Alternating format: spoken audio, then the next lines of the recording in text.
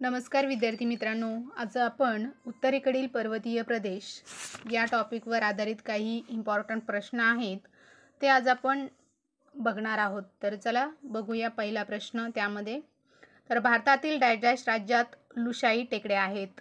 तर लुशाई टेकड्या हे मिझोरम राज्यात आहे।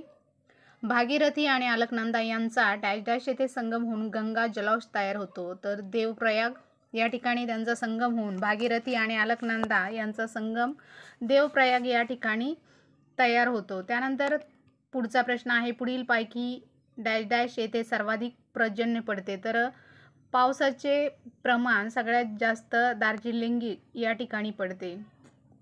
म्हणजेच विद्यार्थी मित्रांनो, मसुरी, शिलाँग, शिमला या ठिकाणी नाही तर दार्जिलिंग या ठिकाणी सर्वाधिक पर्जन्य पडते। त्यानंतर गडद तपकिरी रंगाची मृदा फळझाडाच्या लागवडीसाठी उपयुक्त ठरते। तर हा प्रश्न लक्षात ठेवायचा आहे, गडद तपकिरी रंगाची जी मृदा असते ती फळझाडाच्या लागवडीसाठी उपयुक्त ठरते। पुढचा प्रश्न आहे, पूर्व हिमालयातील उंच भूमीवरील मृदा चहा उत्पादनासाठी उपयुक्त ठरते। हा प्रश्न लक्षात ठेवायचा आहे, पूर्व हिमालयातील उंच भूमीवरील मृदा जी आहे ती चहा उत्पादनासाठी उपयुक्त ठरते। त्यानंतर पुढचा प्रश्न आहे, पूर्व आणि मध्य हिमालयाच्या पायथ्याशी असलेल्या बाष्पयुक्त टेकड्याच्या प्रदेशात टिंबटिंब वने आढळतात किंवा आहेत। तर त्याचा उत्तर आहे उष्णकटिबंध सदाहरित वने। तर बघा, पूर्व आणि मध्य हिमालयाच्या पायथ्याशी असलेले बाष्पयुक्त टेकड्याच्या प्रदेशात उष्णकटिबंध सदाहरित वने आढळतात किंवा आहेत। त्यानंतर पुढचा प्रश्न आहे, लडाखमध्ये ओझी वाहून नेण्यासाठी याक हा प्राणी आढळतो किंवा पाळला जातो। तर या ठिकाणी हा पण प्रश्न लक्षात ठेवायचा आहे, लडाखमध्ये ओझे वाहून नेण्यासाठी याक हा प्राणी पाळला जातो।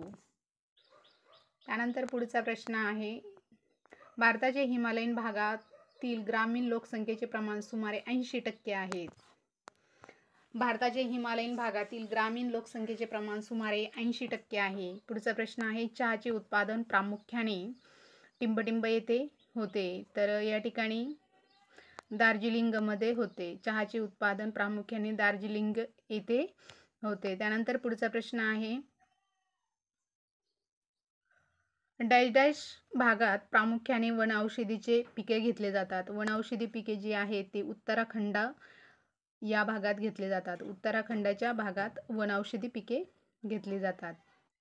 तर बघा, पुढचा प्रश्न आहे, डॅश डॅश शेतीत मृदेचे मोठ्या प्रमाणावर अपक्षरण होते।